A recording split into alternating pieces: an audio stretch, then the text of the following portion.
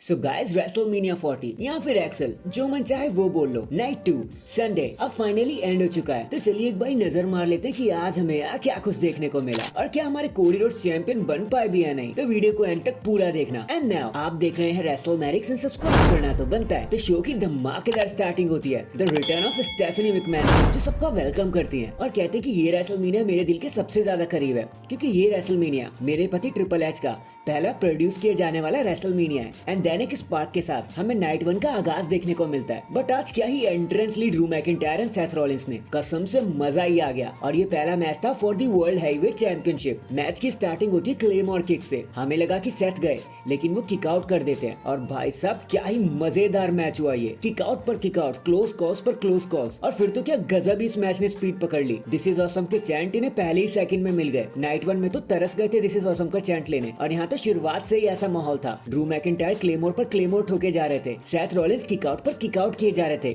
जब तक वो फाइनल क्लेमोर किक नहीं खा लेते, जिसके बाद ड्रू मैकिंटायर बन जाते हैं न्यू वर्ल्ड हैवीवेट चैंपियन। वो काफी ज्यादा इमोशनल हो जाते हैं, इवन सेथ भी वहाँ पर इमोशनल हो जाते हैं और ड्रू मैकिंटायर को थम्स अप करते हैं। ड्रू मैकिंटायर सीएम पंक के पास चले जाते हैं, पोक करने लगते हैं कि तूने देखा मैंने सब जीत लिया, अब तुम्हारा मुंह हमेशा के लिए बंद हो गया। फिर वो अनाउंस टेबल पर ऊपर चढ़ जाते हैं। फिर हम देखते हैं कि ड्रू मैकिंटायर अपने टाइटल को ग्लोट कर रहे होते हैं। सीएम पंक अपना ब्रेस उतारते हैं और ड्रू मैकिंटायर पर अटैक करने लगते हैं, उन्हें मारने लगते हैं और पूरी तरीके से धाराशायी कर देते हैं। और इसी चीज का मौका देखकर वहां पर कौन आ जाता है, डेमियन प्रीस्ट, जो अपने मनी इन द बैंक को कैश इन कर देते हैं। और बस फिर क्या था, एक चॉक स्लैम लगाकर 1 2 3 डेमियन प्रीस्ट बन जाते हैं न्यू वर्ल्ड हैवीवेट चैंपियन। जिसके बाद वो अपनी टीम के साथ एंजॉय करते हुए नजर आते हैं और ड्रू मैकिंटायर सीएम पंक को देखकर रोने लगते हैं कि भाई आज भी काम खराब हो गया। नेक्स्ट हमें स्नूप डॉग देखने को मिलते हैं, जो कमेंट्री करने के लिए वहां पर आते हैं। फिर हमें द रिटर्न ऑफ बबा रे डडली देखने को मिलता है, जो होते हैं अगले मैच के लिए special guest referee. Philadelphia street fight the final testament versus team Bobby. और कसम से क्या ही टक्कर लेने वाला मैच था ये, एक दूसरे पे चढ़ गए थे भाई ये लोग। मजा ही आ गया पूरे स्टेडियम को, ऐसा लग रहा था जैसे आज पूरा स्टेडियम जागा हुआ है कि भैया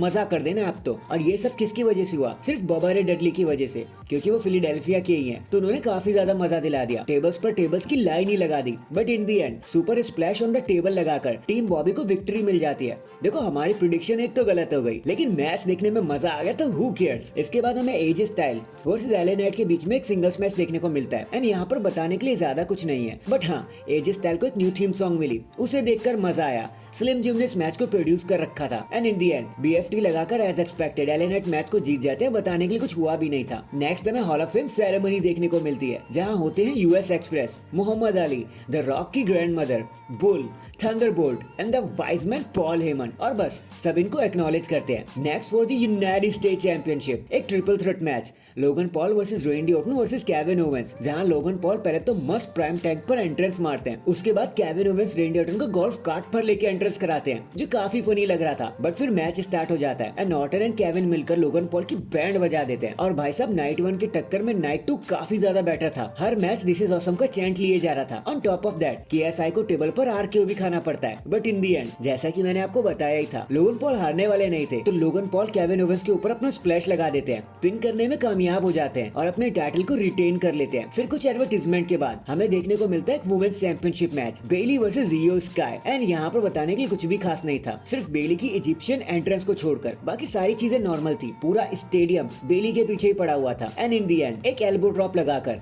अपना फिनिशिंग मूव देकर बेली मैच को बड़ी आसानी से जीत जाती है एंड बन जाती है न्यू वुमेन्स चैंपियन, जो देखकर काफी सेटिस्फाइंग लगा। देन हमें द स्नूप डॉगी डॉग देखने को मिलते हैं, जो रिंग में आते हैं सारी चीयर्स लीडर के साथ। और फिर रेसलमेनिया की टोटल अटेंडेंस बताते हैं दोनों रातों की, जो होती है 1,40,000 के आसपास। और बस ये सेगमेंट यहीं पर खत्म हो जाता है। पायरोस तो यहाँ भी कुछ खास देखने को नहीं मिले। एंड फाइनली ये सारी चीजें लीड करती है हमारी मेगा मेन इवेंट की तरफ, round 2 the blood line rules match for the undisputed universal championship, Cody Rhodes versus Roman Reigns. और गाइस ये मैच एंट्रेंस से लेकर रिंग तक कंप्लीट घूस बम्स था। इस मैच की सिचुएशन तो कुछ ऐसी बन चुकी थी कि कोडी रोड्स को सब जीतते हुए देखना चाहते थे, लेकिन रोमन रेंस का हार जाना भी किसी को मंजूर नहीं था। हर सेकंड इस मैच का लोगों की हार्ट बीट बढ़ा रहा था। देखो यहाँ पर सबसे पहले क्या हुआ, जैसे ही कोडी रोड्स जीतने वाले होते हैं तो ब्लड लाइन रूल्स मैच था, जिमी ऊसो वहाँ पर आ जाते हैं, सुपर किक लगा देते हैं और रोमन को कहते हैं कि चलो इन्हें हरा दो। लेकिन तभी हमें जे ऊसो देखने को मिलते हैं, जो जिमी ऊसो को मारकर साइड ले जाते हैं और स्पीयर लगा देते हैं रिंग के बाहर और उनका काम खत्म कर देते हैं। मैच फिर से शुरू हो जाता है, लेकिन फिर जब कोडी रोड्स जीतने वाले होते हैं तो हमें देखने को मिलते हैं सोलो सिकोवा समोअन स्पाइक के साथ, और वो बार बार रोमन को कह रहे होते हैं कि अब हरा दो, लेकिन कोडी रोड्स एक बार फिर से उनके स्पीयर खा के किक आउट कर देते हैं। जैसे ही सोलो सिकोवा उन पे भारी पड़ने लग जाते हैं, हमें देखने को मिलता है the return of John Cena. भाई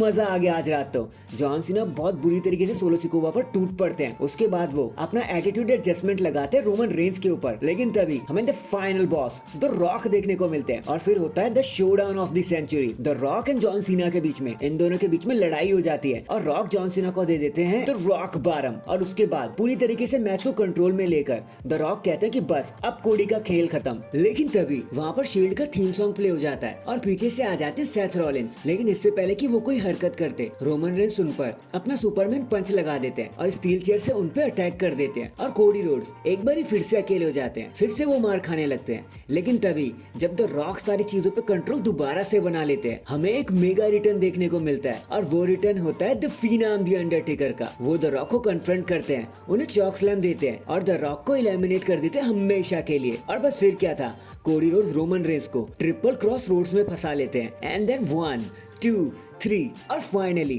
कहानी खत्म हो जाती है। स्टोरी फिनिश हुई और कोडी रोड्स बन जाते हैं new undisputed WWE universal champion. फिर सारे स्टार्स जैसे CM Punk, Randy Orton, Kevin Owens, Sami Zayn उन्हें कंधे पे उठा लेते हैं और बहुत ज्यादा सेलिब्रेट करने लगते हैं। एंड डैंग, इसी सेलिब्रेशन और एपिकनेस के साथ हमारी आज की रेसलमेनिया फाइनली एंड हो जाती है। वैसे देखो कोडी रोड्स ने इसके बाद बात भी करी थी, लेकिन उसके लिए आपको चैनल को सब्सक्राइब करना पड़ेगा क्योंकि वो वीडियो मैं बहुत जल्दी अपलोड करने वाला हूँ। सो फिलहाल आपको रेसलमेनिया कैसा लगा कमेंट करके जरूर बताना। एंड चैनल पर नया है तो चैनल को जल्दी से लाइक एंड सब्सक्राइब कर दो। बाकी मैं मिलता हूँ आपसे किसी और अपडेट के साथ, तब तक के लिए अपना ख्याल रखें और खुश रहें।